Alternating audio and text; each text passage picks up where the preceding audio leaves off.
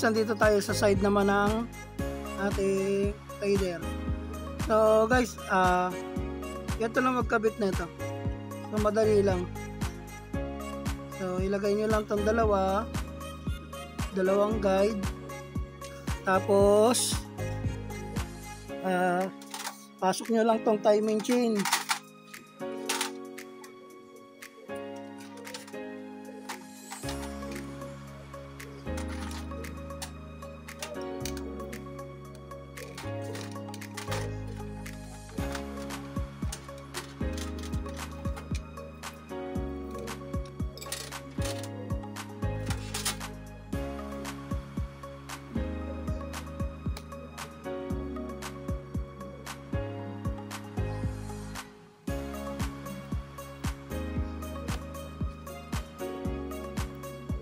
So pag nalagay nyo na itong dalawang guide, pasok nyo naman tong timing chain.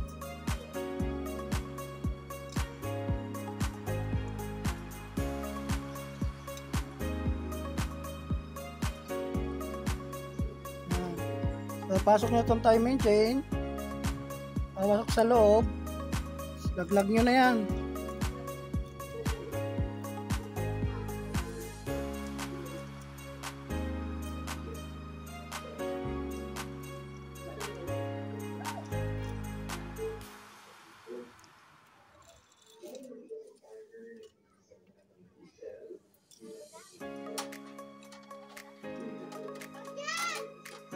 Hirap mag-video guys, hawak-hawak kasi natin yung yung cellphone.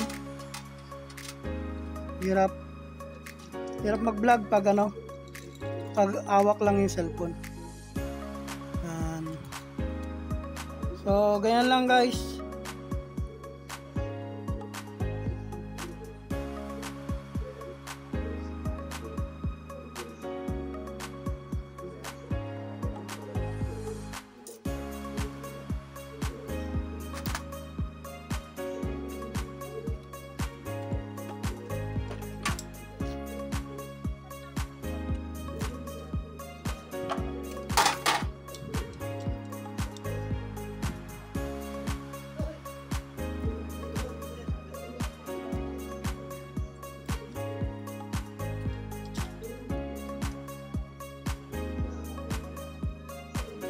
Hirap So yan guys, nalagay na natin yung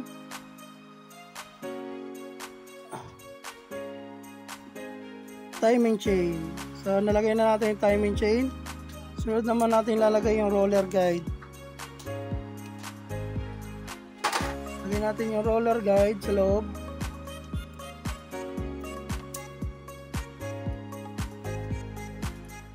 Pero tatanggalin din natin to guys, kaya pinapakita ko lang sa inyo kung paano ibalik. Kasi papalitan natin tong timing chain, roller guide,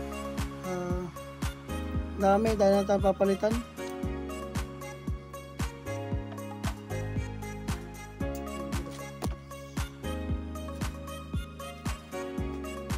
So yan guys, nalagay na natin yung timing chain, roller guide, tapos itong sensor. Guys, dito sa sensor, itong hawak natin, wag nyo itong iwawala guys. Ito yung pinaka-importante guys. Kapag wala to guys, hindi pupugak-pugak yung motor nyo, mahirap mag-start. Ito ang pinaka-importante dyan guys. Pag to nawala, lalagay natin dito sa loob. Dito yung nakalagay guys sa loob.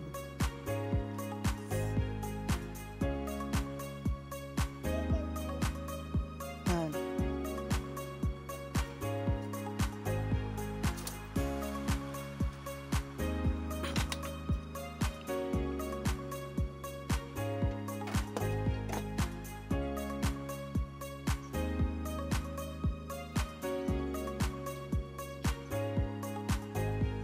So yan.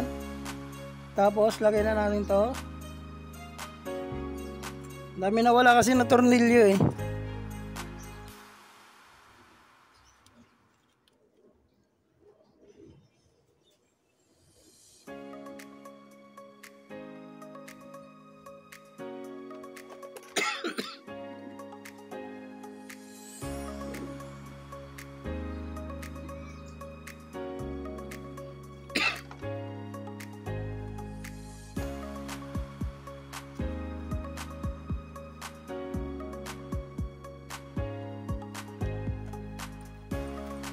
Tapos ito.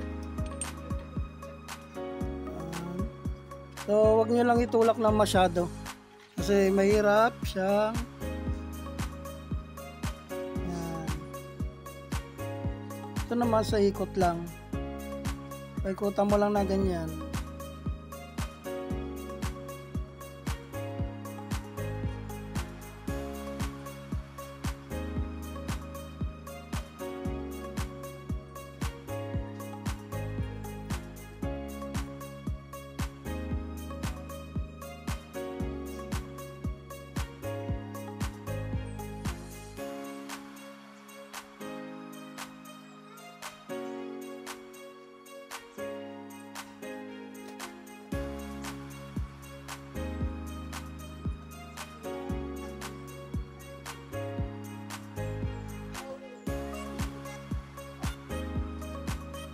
Ayan. Lock natin. Kabilaan.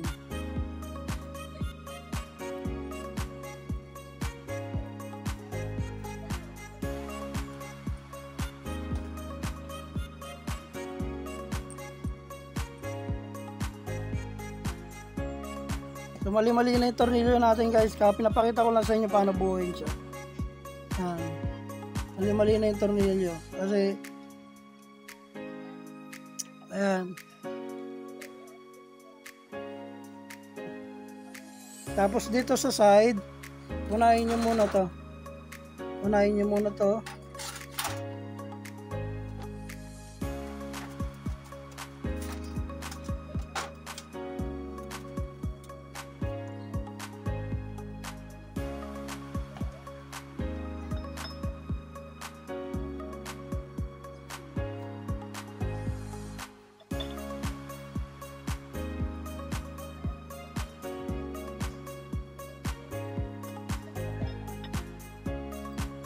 Yan.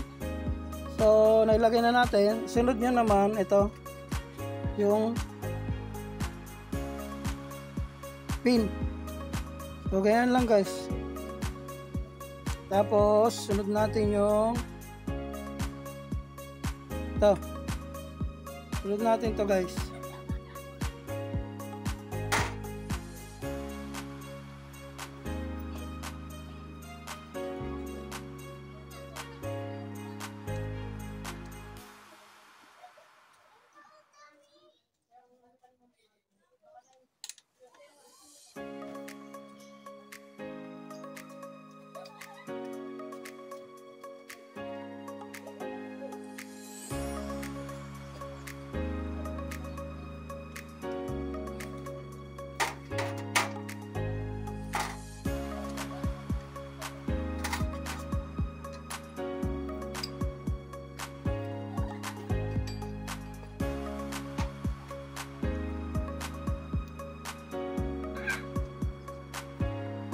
Tapos sunod natin si magneto.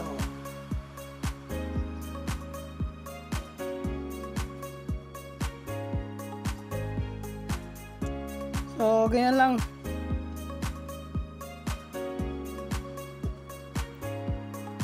Hindi ko muna inigpitan guys kasi may kulang pa dyan eh.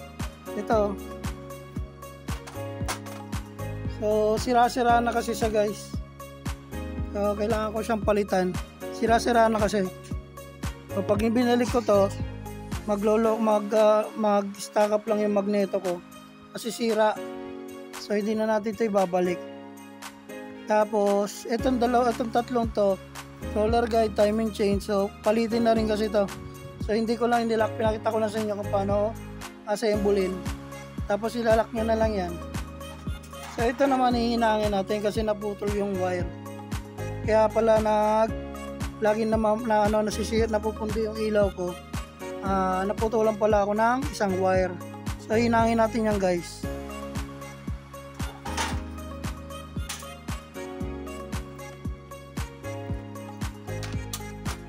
Tapos ingatan nyo to guys. Ito ingatan nyo. Kasi meron to, itong roller guide na to, meron tong bakal guys. Ayan o, yung bakal. So, yung bakal guys, pag sobrang tagal na, maabot na ng mga 1 taon, 2, 3. So yung bakal na yan guys, natatanggal yan. Nalalaglag yung bakal na yan guys. So ngayon ito kasi binaba natin yung makina. Itong bakal na to guys, pumasok na pala doon sa loob ng makina. So ang nangyari, buti ka mo hindi nag-lock to doon sa mga transmission niya guys, sa loob hindi siya nag-lock. Buti ka mo bumagsak siya rito sa ilalim. So ayan o, ito yung nakita natin sa loob. Ayan o. Tapos ayan o, biyak-biyak na yung iba. Ano, biyak-biyak na guys. Tapos ito guys, mahaba na. So palitin na to. Tapos may nakita pa tayo yan. Nakita pa tayo dito.